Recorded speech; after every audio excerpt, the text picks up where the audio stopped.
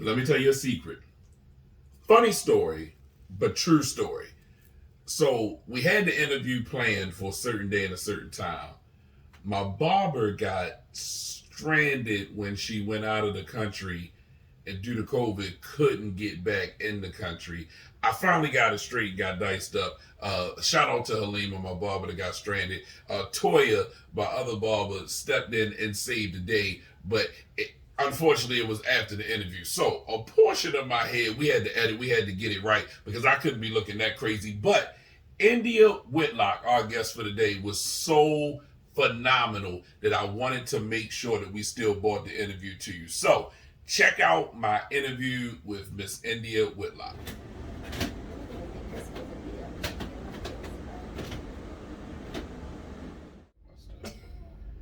All right, so I get the esteemed pleasure of talking to one of my favorite people today as I continue on this new Wait a Dame Minute. I think that's what I'm Wait a day.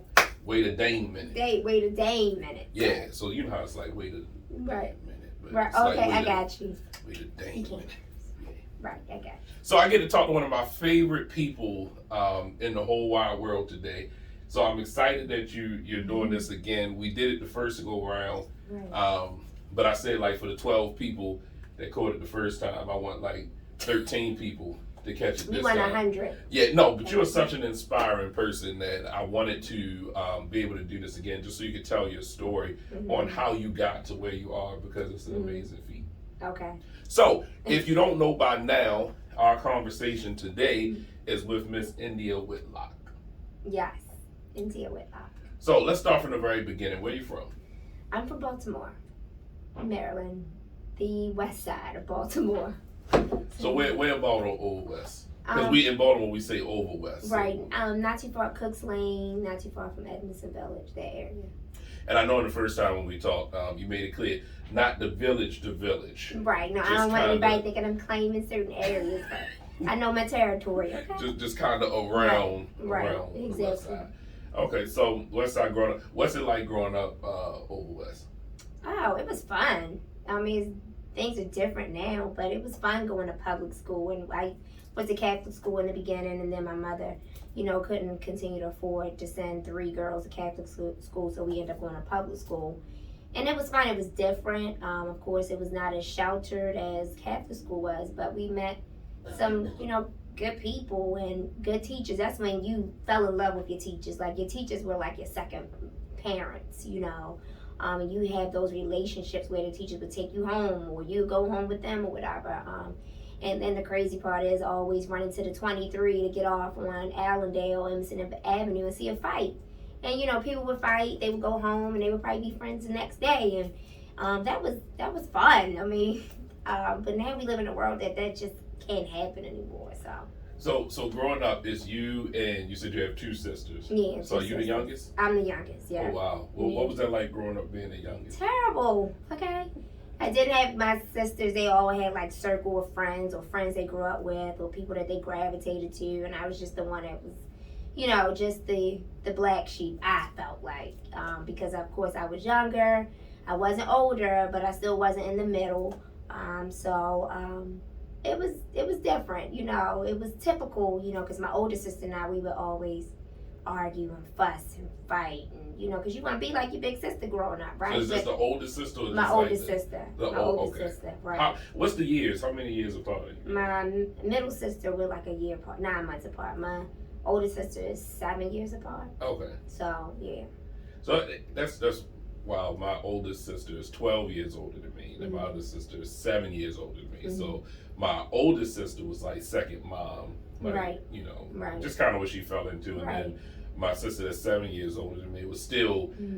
It was still tough because, like you said, you want to be around them, but they're so much older in a sense that they're kind of like get away from me. Right, exactly. Yeah. So what is it like for you, friend-wise, growing up? Because your personality now, I'm wondering, were you the same kind of personality back then? Very outgoing and friendly and bubbly? Yeah, I was the same person. Of course, I didn't have a group of friends. Everybody has their core group of friends they go out with every week, every day. They don't navigate through past that friendship. But I had just friends in every little circle, whether it was nursery school, whether it was in middle school, high school. So, yeah, I had a nice group of people in my circle who I still talk to this day. You always had that middle school, nursery school friend that you talk to. Y'all might not be as close as y'all used to be, but y'all know y'all. You can still reach out to that person. You can say, "I know you. I love you," type of thing. So yeah. So let's fast forward to high school. So where did you go to high school? I went to Western. I'm a dub. Shout out to all the dubs. Yes. Yeah, so what's that like? What's that transformation like of going? So what middle school were you at? I went to back then it was called Rockland. So and then they changed it to West Baltimore Middle School. So from going there to an all girls school, what was that like? It was fine. Like I said, growing up in that environment back then in '97 or '95 or whatever, it was different. School was school. People still wanted to learn. Of course, you had your occasional disagreements because that's what we do as women, or very rarely you saw fights or anything like that at school. But at Western, it was a good camaraderie. Of course, you always had the little caddy groups or whatever. We might have been in a caddy group. That's just how it goes sometimes. But whatever. But it was cool. You get to form relationships, sisterhood friendships that I still have to this day. And it's funny because the people that I didn't talk to in high school now I'm evolving into there being people in my circle or close to my core circle. Isn't that crazy? Some of my closest friends now are people that I went to school with and I didn't know in school. Yeah. Like, I mean, it's so, like one of my best friends now was literally, he was a year ahead of me, and I'm like, we went in the same school for 4 years. Right. And because we were separate years, of course, we didn't necessarily hang out with the same people, but like meeting you at 38, 39, 40 is way different than, being 14, 15, 16. Exactly. And I'm just like, man, like it's wild how those things kind of resurface and come back. And it's a good thing because, the perception of how you were in high school is different from an adult person. So I think I learned on the journey is like let people choose and feel how they want to feel about a person. Just because they were this way in high school, you don't know, like I've evolved. And you don't know what that person has evolved into or how they can support you or help you. Because growing my business, a lot of women I went to high school with have supported me or mentioned my name in certain arenas where I got awarded certain things that I didn't expect. But it was good to know like people that you really didn't have a close connection with in school are really seeing who you are now evolve, and they want to either be a part of it or support you in some capacity. So I was going to edit it out, but I want to leave it in. So that's my 12 o'clock prayer, right? So as we're recording this every day, I pray at 12. So in high school, because I want to move, we'll get to where you are now. Were you as disciplined back then? Because you're a very disciplined person now. I think so. I always wanted, when I was in high school, I was in economics class. So that kind of really drove as to kind of what I wanted to do. It taught me about money and mutual funds, all those things that you need to grow a business or just be a more stable person or financially educated. So yeah, I think I always had a desire of wanting more because when I saw less, I always wanted more. And when I mean that, it's like everything that my mother had to experience, I didn't want to experience. So I had to find a avenue or a vehicle to kind of drive us out of that area. So yeah, I always had some discipline. I can tell that's a big part of your story. Like when we have these kinds of conversations, it's something that you said in the last one that I wanted to touch on. You said your mom was everything you didn't want to become, and not in a negative way. Because when you say it, you hear it, and it's like, oh, what do you mean? Right. But you didn't mean it in a negative way. Right. Can you expand on what you meant by that? So for me, it was more so like she was everything that allowed me to become who I am today, but it was some things that I did not want to become. Like sometimes the traditional way that our parents were growing up and thinking, constricted mindsets. I didn't want to grow up raising my kids worried about them not having afforded opportunities. I wanted to, make sure I, could dream bigger and, act on those dreams, not just visualize them, but just integrate everything that I wanted out of life. And I didn't like seeing my mother struggle. I didn't like seeing her, not healthy relationships with my father. And of course, as I've grown up, I've been in unhealthy relationships. However, I've navigated nicely through great business relationships and stabilization in business. So I did that good. And just seeing my mother robbing Peter to pay Paul, I just didn't like that feeling. I didn't like seeing her like that, but seeing her like that was a catalyst to really where I am today. And some people can either take it as a catalyst to really become something amazing and do great things for people, or some people can just take that as a catalyst and doing the same things. And I decided to do what was great and what would make me feel good, and which would really help my family out, not only me and my kids, but her and my sisters or whomever needed my support. So yeah. In that, it's something I said before, but bears repeating. I say it as many times as I possibly can.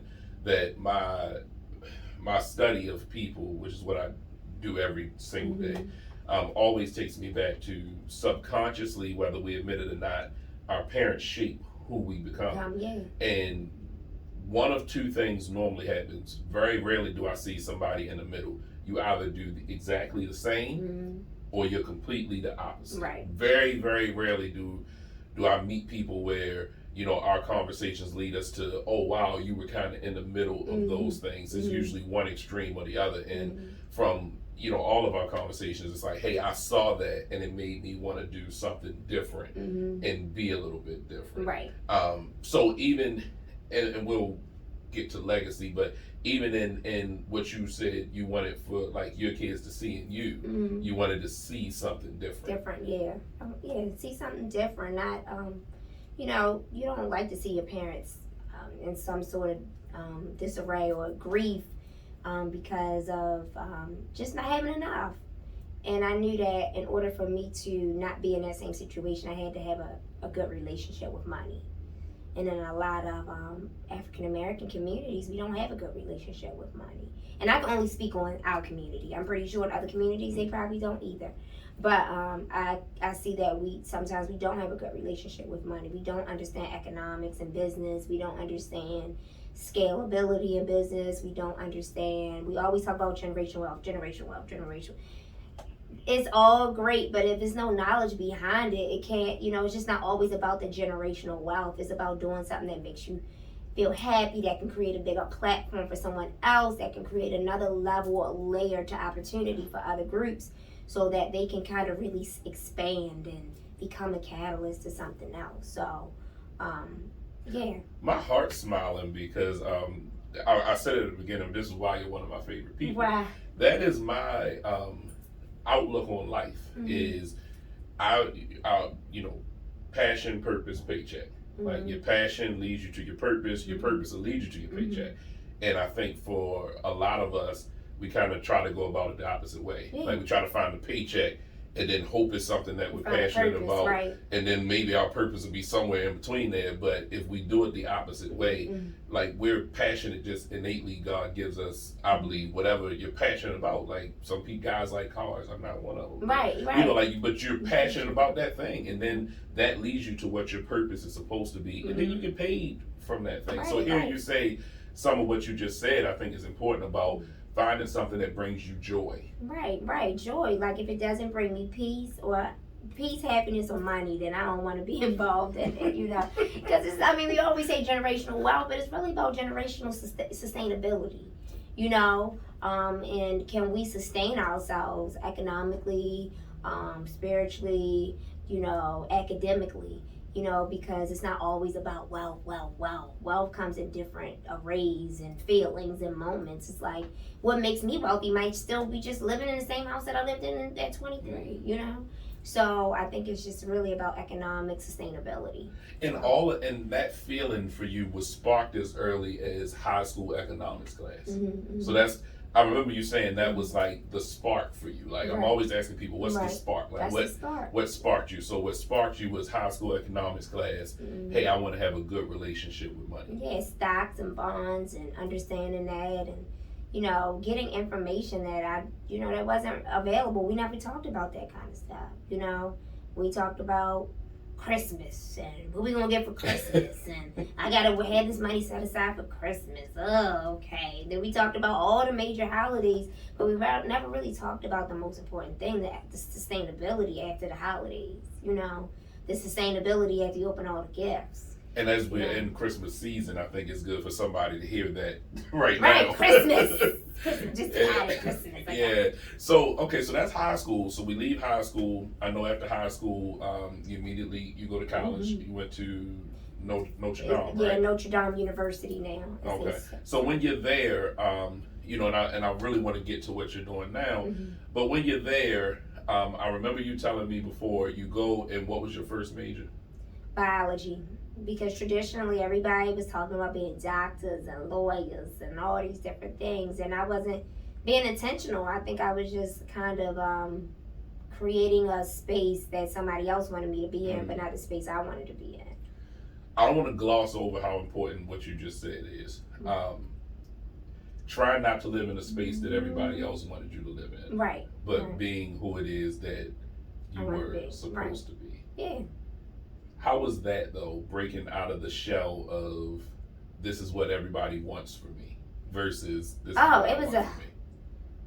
I've always been a person that knew what she wanted, but just trying to figure out the reach on the yardage that I had. But that was easy. Once I got my first grade in biology, and I said, "Look, what was the first grade in biology?" It was probably like a C or a D. I was struggling up in there. I'm like, "This is not my thing." I switched that real quick, and I'm glad I found like this is not what you should be doing. Like, who said you can't thrive at a high level being a business person?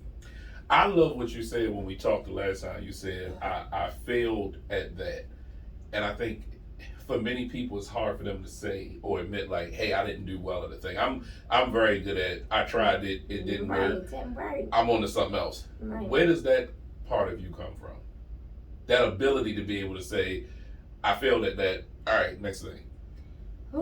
Because I don't like sitting in spaces too long, and like especially bad spaces, because it just takes so much out of you, and then sometimes you can't get out of it because you're so enwrapped and embodied. It becomes who you are. And especially in business for me, like, relationship wise, I probably can, everybody's constantly working on that aspect. But the one thing I feel like you can't take away from me that I got a great business mind. So if my great business mind like goes out the window, then everything else that I created goes out the window too. So I'm real big on like learning through prayer and meditation, like accountability. And I'm accountable for my failures. Like, I can sit back and say, you know what, I can now say, like, if I did something, I'm sorry, and working on not overthinking things and things of that nature, but being accountable, like, look, I just know, like, what's for me won't pass me, and that's just kind of I'm not out to be the highest producing real estate agent in Baltimore. That's not my initiative. My initiative is to break barriers, not to break records. My initiative is to show people that either look like me or had the same experiences as me, like, hey, you can get to this $20 million level with doing these different type of things. I'm not teaching people, hey, I want you to be Annie down the street, because Annie's experience is different. I hope people are catching all of the gems that you drop, and I feel like you dropped a lot of bars right there. What's for me won't pass me. Right. It's big. And I'm not trying to break records. I want to break barriers. Yeah. I definitely don't want to gloss over those statements because I think they're super important for people. The why you do a lot of things is really what drives the outcome of what comes from it. Right. Your intention behind it. And you're very intentional about everything you do. So, so you leave, you graduate from Notre Dame University and you go out into the working world. Hated it. What? Oh, yeah. So when you leave there, you start working, where are you working then when you leave there? Oh, when I left, when I graduated from college, I moved to Philly, worked at Nordstrom's as a business manager, clocking it, nothing's wrong with it, but for me and my level of execution and thought process, going into work from 8 to 10 or 10 to 12, all these different crazy hours and not being fulfilled. Like, I'm, recreating a cosmetic line that was just a mess. Built that up, putting makeup on. It's just like none of that was just me. It was just like the business sense of it. I did great on developing that and scaling that. But like far as the people part of it, I did well. But far as the non-level of flexibility that gave me, and the same paycheck every 2 weeks, and if I did well, I got a little bonus, and I'm like, this not working for me. Right. Like, I want so much more. Like, I don't want to scale my life around this paycheck. And it worked great because in that mindset, I remember a girlfriend of mine, I'm not going to name any names, and if she hears it, she knows who she is. Well, she's not my friend any longer. But I love this story. But she told me, it was two people, but one person is still my friend, and I'm grateful for her. Because she really gave me the catalyst to say, you're right. But one of my girlfriends, she's not my friend anymore when I moved to Philly, and I ended up getting pregnant, and she said, well, if you move here, you at least need to be making $40,000 a year. And now when I look at $40,000 in her eyes now versus what I thought $40,000, I was like, $40,000, I could do that on one transaction. You know what I mean? So it was like she really like pushed me back from her, and it was just like, what are you doing? You need to be making this, and that was traditional way, and that's why she traditionally walked through her life that way, and I traditionally backstepped, moonwalked right out of that position and walked into something else that fulfilled me. And then I had another friend, I can say her name. Her name is Princess White. She went to Western with me, and I was working at Nordstrom's here in Towson, and I was behind the counter, and she looked at me. She said, "What are you doing here?" She said, your potential is far more than being behind this counter." Nothing wrong with that, but she saw something in me that was sparkling and that needed to have a bigger voice than just doing makeup or managing a cosmetic line. So thank you, Princess White. I don't know if you know that story, but hopefully you'll know it and somebody will tell you. But yeah, that's wild. How for me, it's always that you get the right word when you need it. That somebody will say the right thing to you that'll kind of spark something in you to say, hey, I'm bigger than this moment, or I'm smarter than what my bank account says right now, or there's more in me than what I've been producing. Right. So that to have that moment in Nordstrom, and then to take the step to leave. So when you decide to leave, what is that feeling? What's that process for you? Like, do you just wake up one day and you're like, I'm out of here? Like, what is that basically, like? So no, it happened on a few ways. Like, I was there because of course we all get trapped into the benefits keep us there. If we don't coach ourselves we got to coach ourselves out of this level of fear, right? And benefits keep us there. So I definitely coach myself out of that. I'm like, I can get benefits from anywhere at this point. Because my mother one day, well, why don't you come work for me at this engineering where she works, and you'll have benefits.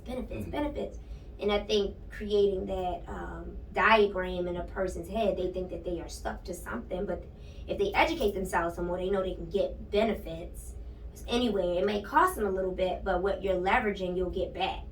So I just started doing real estate settlements for my best friend now, and I just started going around, going to people's houses, signing loan documents. And I remember getting my first check. It was $4,000. I made more in a week than I did in 44 weeks. And that just told me, I'm out of here, right? See you later. And I had a baby, I had a house. I probably, when I was working with a job, after I had my child, I was like, I can't afford this. So it was just the same paycheck. I had to buy oil, I had to pay mortgage, all this kind of stuff. But when I got that check, I never looked back from there. And then I kept on reinventing myself. When the market shifted, I got out and started doing tenant placement. I started making money off of that. I started connecting with landlords and reaching out to landlords, say, hey, I can find someone for your place. It was a lot of grit involved. That's why I'm like, I'm still standing here now, right? So I remember you telling me that's around 2005, right? Am I right? When you leave Nordstrom and you do the first part of the real estate transactions, right? Right. All right, so we're gonna take a quick break, but when we come right back, we want to get from how we got from 2005, hey, I'm just going around doing real estate transactions, to the real estate mogul that you are right now. Now, I know you thought that was good, but trust me, it's getting ready to get gooder. But I wanted to jump in real quick. And again, can I just shout out great barbers everywhere? Whoever does your hair, you got a good hairstylist, love on them. You got a good barber, love on them. But let's get back into this interview with India Whitlock, because I want you to learn more about her $1 million mindset and how she continues to not focus on breaking records, for breaking barriers. So, jumping back in, I want to jump right back in where we were. We were post 2005. Post 2005. So, I want to get from 2005 to how you get here. I don't know. But I want to start in a specific place. Something that you blessed me with on the last one. You said, if you don't have access to someone, to something, find someone who does. Right. Where does that come from in you? Your ability to be able to so for many of us, it's like pride doesn't let us do things. Where does that come from that you like, pride aside, what I need, if you got it, I'm gonna come to you to get it? Like I said earlier, like we gotta the pathway to wealth is like really coaching yourself out of the level of fear or scarcity. And I've coached myself in putting myself in uncomfortable situations, because I realized that if I'm on the shelf and I really, really need this ingredient, right, I'm not gonna give up. Especially I'm making a cake, right? I'm gonna do everything I can to get that ingredient. If I gotta stand on 3 layers, 3 steps, I need to get it, because I need to finish this cake. Just like opportunities, like you gotta treat it just like you need that ingredients in your cabinet. Like, so for me, if I know I don't have access to certain funding, or I don't have access to certain knowledge, then those people that I see in seminars and groups and things like that, I just do a good job of like, hey, pulling them aside and say, hey, can I pick your brain? Can I buy you coffee for like just 10 minutes, even if it's a phone conversation? And then when you get to pick somebody's brain for 10 minutes, sometimes it's a reliever, or they probably want to get to know more about you, you know? So I just feel like in order for me to get, or anybody to get to that next step, you gotta become uncomfortable. Getting access has been like the key to a lot of my growth, my strong relationships that I have, getting funding, being very relatable too. Don't tweak yourself and try to be somebody that you're not to entertain something else. Go and get what you need. And I think access to larger tables, whether through, yourself or through people that you know, is just important. You got to be a good listener. All right, don't just, are you listening for just to listen, or are you listening for leverage? Right? And you need to listen, especially if you're in a business seminar, you need to be listening for leverage. Listening to everything they say. If they give you their email address, you email them and just say, hey, you committed to, like, hey, you said you was going to help me. You said you committed to this in front of 800 people. I need your commitment. Like how to put it back on somebody, So that access is so important, because we don't have access to a lot of resources. One of the things you said that blessed me, I held on to and never forgot. How do I get on your calendar? Right. I completely stole that from you. I think it's one of the best ways to engage somebody in what you're saying. Right. Hey, you said you would be helpful to me. How do I get on your calendar? Right. And one of the things you said to help me too with that is it allows the other person to feel important too. Yeah. I mean, look, ask yourself. Look in the mirror and say, how do I get on your calendar, right? That feels like I'm important, right? Yeah, your calendar might be all freed up for the month or whatever, but it just makes somebody feel like, oh, dang, because people on social media and things of that nature, because they need some level of validation. Whether it's to have somebody tell them they look pretty, or if they feeling themselves and they want whatever, having you say, like, when can I get on your calendar? Because you need to get on that calendar. They don't need to get on yours. And then you might realize they need to get on my calendar now, because you might have some information that they need. You never know. But just saying that to me, is a segue into making someone feel important, and then making them feel more important to really make their calendar intentional for you as well. So I love that. So from 2005 to now, we're about to enter 2022. We're closing out 2021. So you're talking about that 16-year gap. Where does your $1 million mindset come from? My $1 million mindset comes from just wanting more. Like, just being able to, if I want a cake, I can buy the cake. If I want to go to Starbucks every day, 10 times a day, it's just the little things for me. I'm going to go, because I can afford it. However, I don't do it every day. It comes from, not having and wanting. Something really key with that for me, even to say that, $1 million-dollar mindset. Like where we're from, where we grew up, for a lot of people who are watching this, that's not something that seems attainable, right? Mm-hmm. What clicked in you where it was like, no, this is attainable? I'm just seeing people around me that didn't look like me that attained it, or people that look like me that attained it. And I'm like, I know it's possible, and I know the feeling. Like, you can go out to dinner, like you go out to dinner with certain people, everybody's not fighting over the bill. One person, they's like, here, take my card.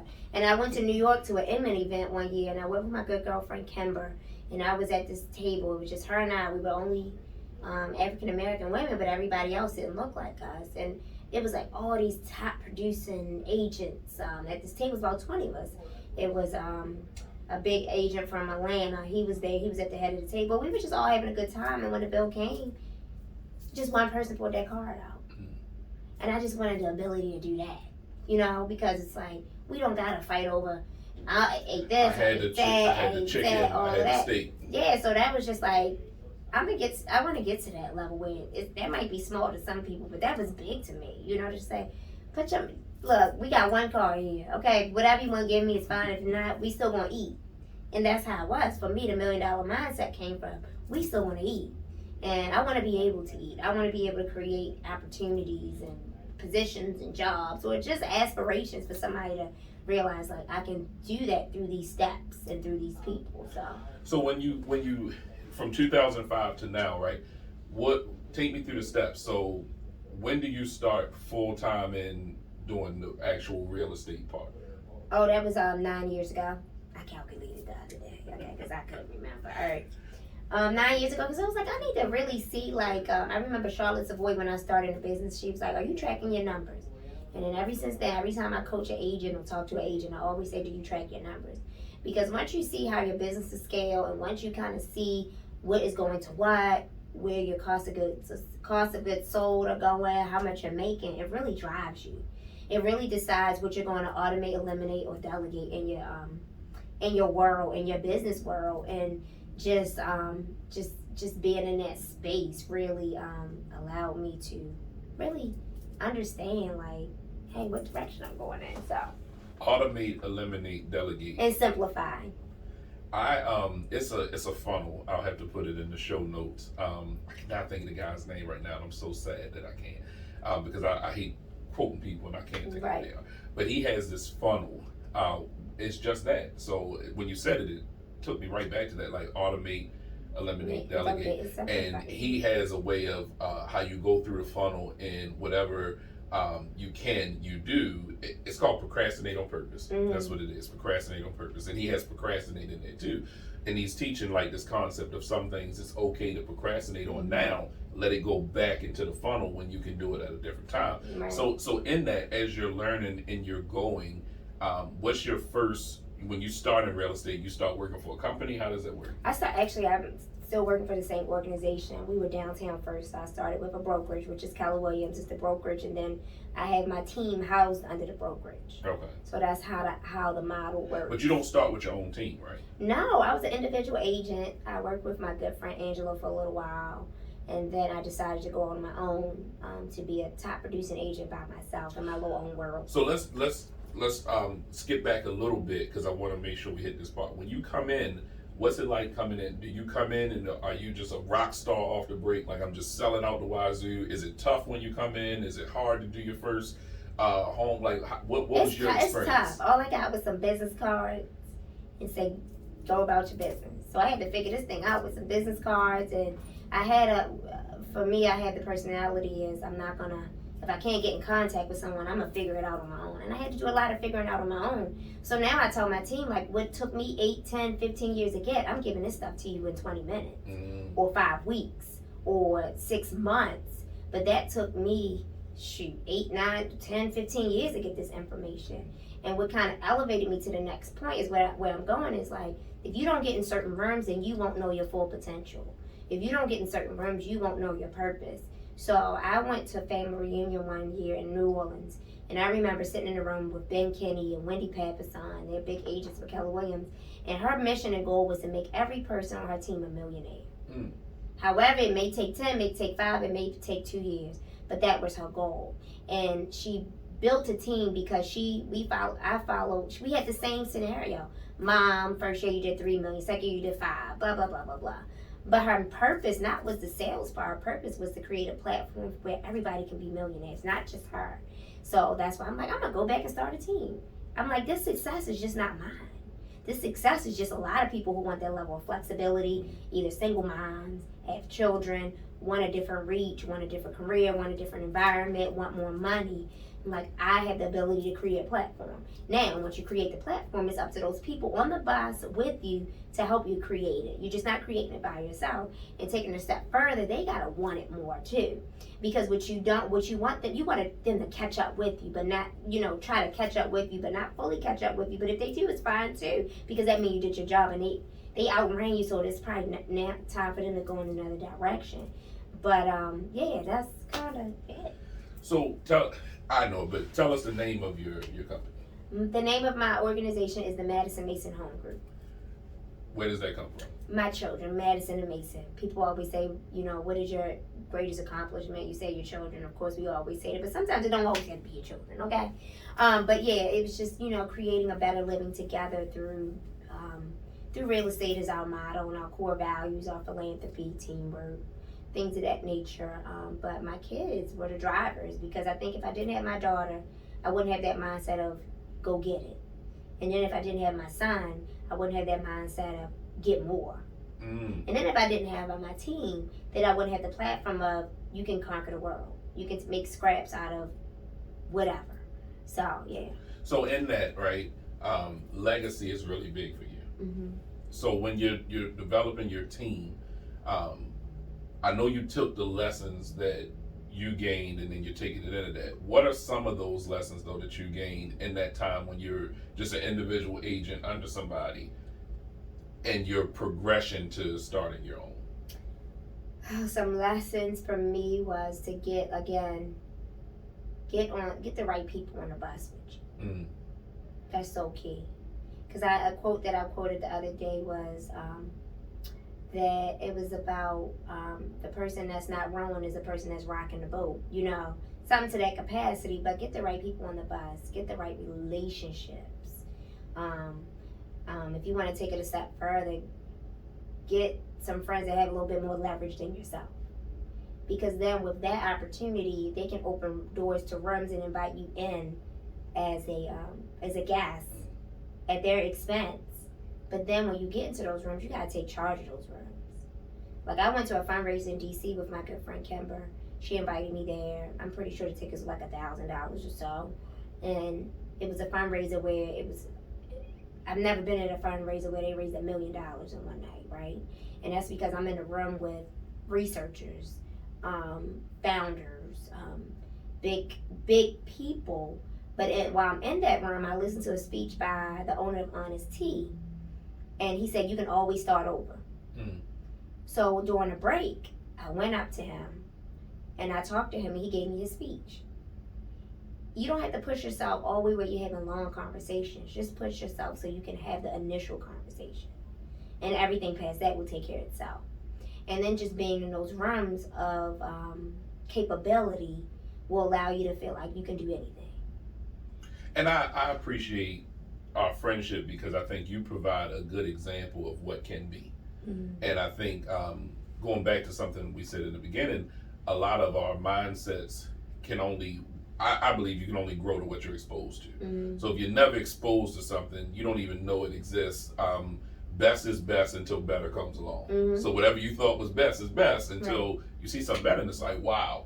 I think you provide that wow factor for so many of us that it's a great thing. So once you decide, hey, so you were super successful as an individual agent, right? And then it's like, what's my next step? Is that the progression in wanting to start your own team? Yeah, so it just, my team, how it started was initially when I was an individual agent, I knew that you can't do none of this stuff by yourself. And if I was closing 40 deals in a year, then that was a lot to do being a mom. And I didn't have my second son yet, but did I have him? I did have him. I'm sorry, I didn't mean to cut him out. But I did have him, but I was just like, I need more leverage. That's the key, leverage. Like, what's your baseline and what's your leverage points? So I'm like, I need more leverage. So then I got a transaction coordinator, which we now, because we grow into a business, we now call her client care coordinator because nobody wants to be called transaction coordinator. So we give them nice names that make them feel important because they are. So from there, I had a girlfriend that came on. She was like, I just want some extra money. But then the extra money turned into an opportunity. And I pushed her to get her real estate license because I knew that she just didn't want to be work with me as, I don't like to say an assistant or someone supporting me in my business. So then she stepped out on faith through the fact that, you know, we had conversations on money and looking at the whole profile. And like Damon was saying, like looking at the whole story and figuring out what you can pinch and pull and eliminate, automate, and delegate and simplify.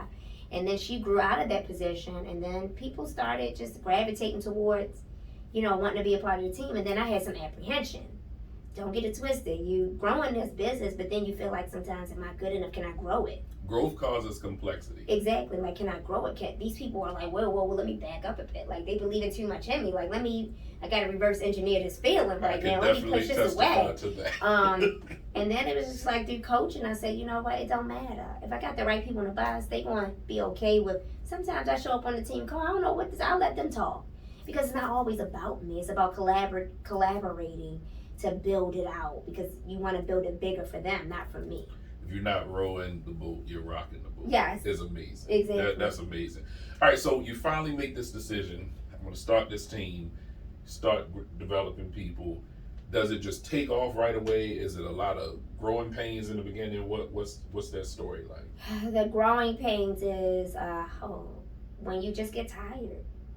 You know, and a lot of agents get caught up when you get these big checks. You feel like you can take a break, but when you get these big checks, you got to reinvent yourself. You know, you got to keep it coming. You just can't let the fact that you had 1 or 2 good months determine the rest of your year. And that's how a lot of them fail. Because they get the paycheck, they leave, and then they try to come back, creating it again. But then you got to catch up. You behind 2 more months. Because a transaction ideally right now in this market may take 45 to 60 days just to get somebody under contract. You know, you were in that arena. So, it's a lot. So as you've expanded and grown, what is it like for you now? Are you still out pushing for business? Does business find you? What is it like now? I'm always pushing for businesses, and sometimes I want to like take a break or whatever.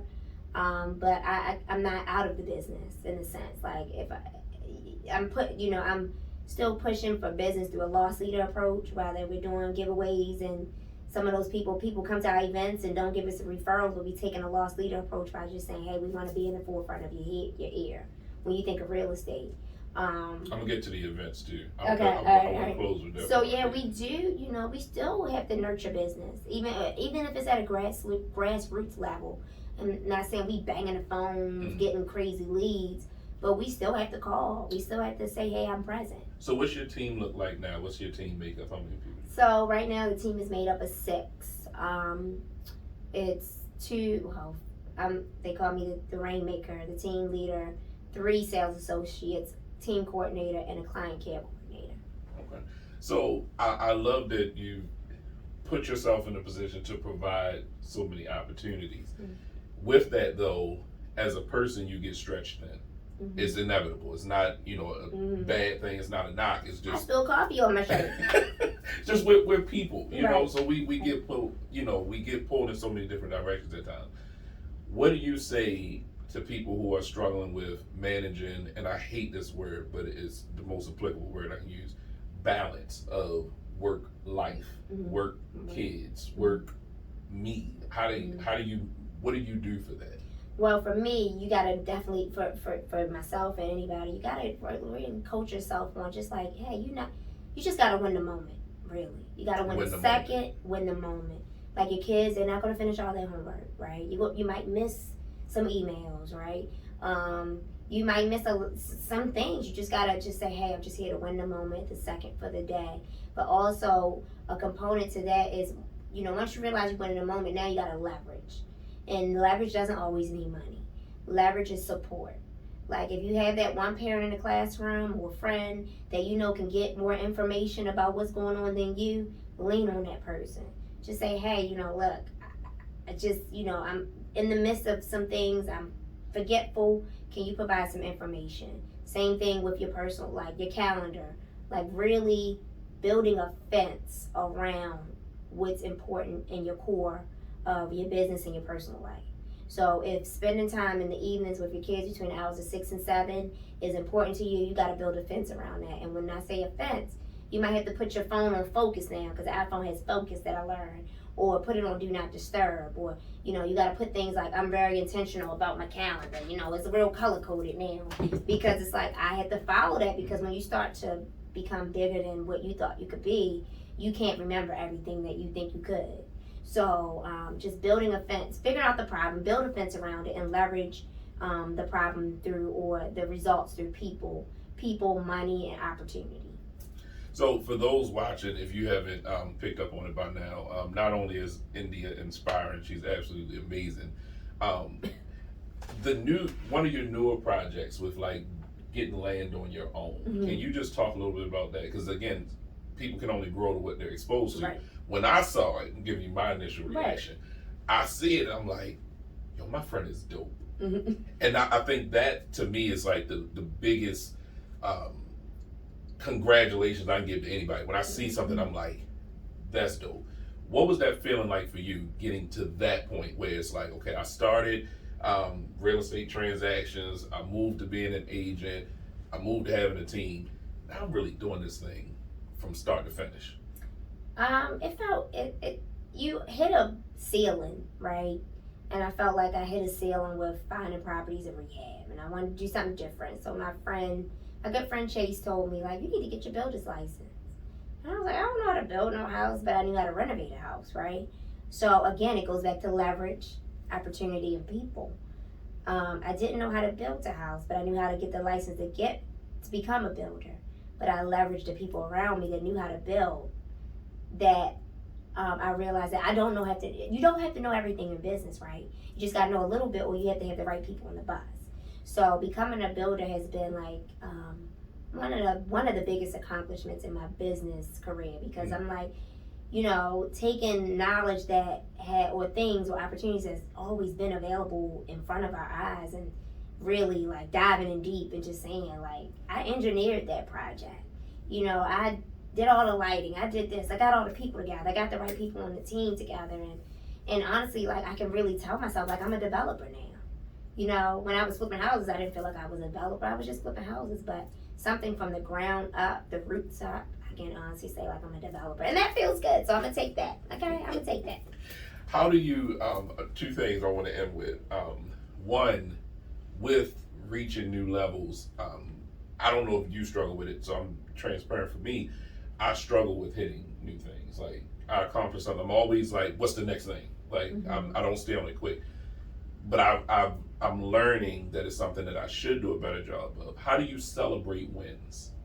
I think you always should tell me celebrate your wins. I think wins are hard for me to celebrate, because I feel like I'm only doing what I was instructed to do by God, right? And that might be a little bit too deep for everybody, but hey, if it don't work for you, it work for me, right? And I'm learning to celebrate my wins, because I did work hard to get some of these wins, but I didn't do it by myself. And I always say people don't work for me, they work with me, right? And just make sure you're mindful of that. But it's still a challenge. It's still a challenge, because if you celebrate too much, then people may feel like, oh, you think you're better than everybody. But hey, it's almost like, it was a quote that I put on the internet that said, if you think I'm better than anybody, or something like that, because that you can't catch up with me, or something like that. So I'm learning to celebrate it, because I realize that I'm doing a lot more than what a lot of people are doing, but I'm giving them I'm not breaking records, I'm breaking barriers. So if I can break the barrier, then I'm giving you the space that took me probably 15 years to get. You got full range to get it for free or in less amount of time, which way you can leverage and make more money than I possibly could have made through my errors. So, and I want to end with this. Another thing that you do that is really inspiring is your level of giving. So my quote on giving, I said this to somebody the other day. I was having a rough couple of days, and I just started giving stuff away. Like, whenever I'm emotionally low, I just give, because I feel like, you'll get it back. And that's a part of my joy process, is giving. And my thing with that is, you never give to get, but when you give, you get. So whenever I'm feeling low, I give. In that, your events have become epic. So a friend of mine went to one of your events and was absolutely blown away. Goes to the event, and I couldn't make it. The girls had something, and called me and was like, "I just left India's event," and I was like, "Okay." And they was like, "It was so dope," and I was like, "I told you it would be," and they was like, "But she paid for everything," and I was like, "That's what she does." But in that though, it's rare to see. What gave you that idea? Like, hey, I'm gonna throw these events, and I believe it. Correct me if you change the name. Client appreciation events, but they don't even have to be your clients. It's just like, hey, anybody who wants to hang with us today, come on out. What gave you that idea?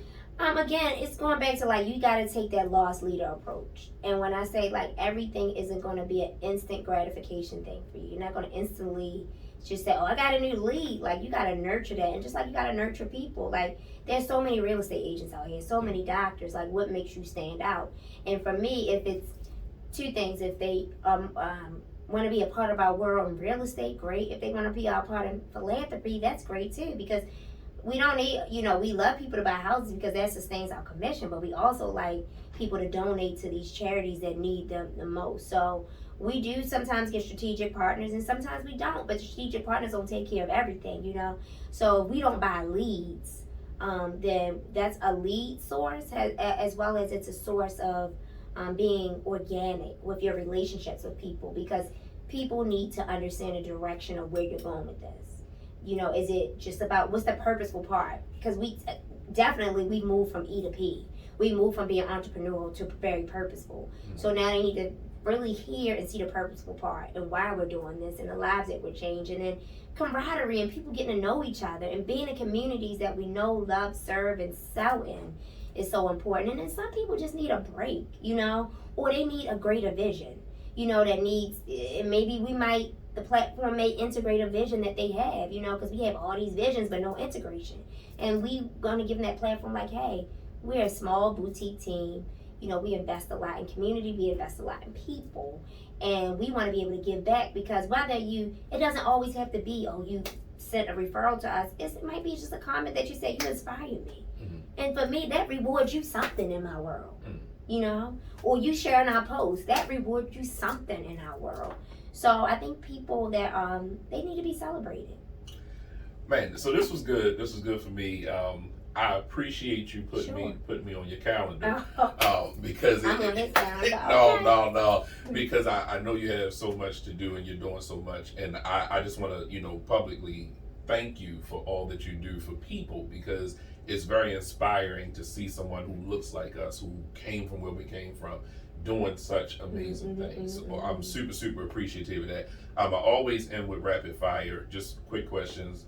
First thing that comes to mind. And I usually ask people what their superpower is, but I'm not going to ask you. I'm going to tell you what your superpower is. Tell me. Your superpower is your $1 million mindset. Your business mind is definitely your superpower. You see things kind of before they happen, and that's a gift. That's not, that's something that all of us don't have, that ability to be able to see what's coming and to make the correct moves to be in line with what's coming. So that's definitely a superpower. So quick rapid fire stuff. What's your favorite food?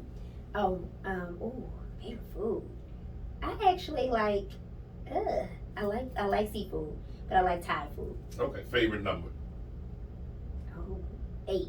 Favorite color? Black. Favorite movie? Love Jones. Favorite time of year? Not Christmas. Favorite thing to do outside of working? Oh my God, I'm a thrill seeker and I'm adventurous, so I like just finding unique restaurants and spaces to settle my mind and my palate. So I like doing traveling to places where that are unique, and they can be local. So yeah. All right. So again, thank you. This is Ms. India Whitlock. Yes. And tell everybody again your business name and how they can reach you, how they can get in contact. This is not an infomercial, guys. So the name is Madison Makes at Home Group. I'm located in Towson. Our majority of our business is in Baltimore City, Baltimore County. I'm licensed in DC. We do go to other counties. We specialize in residential, commercial, some commercial investment, and I'm a builder. So we're builders. So yeah, that's it. We're in Towson, and just Google our name, and whatever you get, you get. Whatever you see, you get. So I'm appreciative of you letting us use your space today to record too. Oh. I switch it up and I like going to where people are. Yeah, I like being in their element. So congratulations on everything that you're doing. Being a builder is beyond amazing for us, and we super appreciate all that you do for not just yourself, but how much you put into community. Well, thank you for this great interview. I really appreciate the questions. They were great, very mind provoking. So, my last statement to people is just like, you're going to get stuck. You're going to have them highs and lows, but you're only entitled to sit in that moment for 5 minutes. And you got to find a way to crawl out of it, because the world is dependent upon you and your vision. And the reason why we get stuck is because we lack leverage and integration. So find the people that can help you leverage and integrate your ideas, because your vision is great, but if there's no integration, then you will get stuck in those spaces. So there you have it.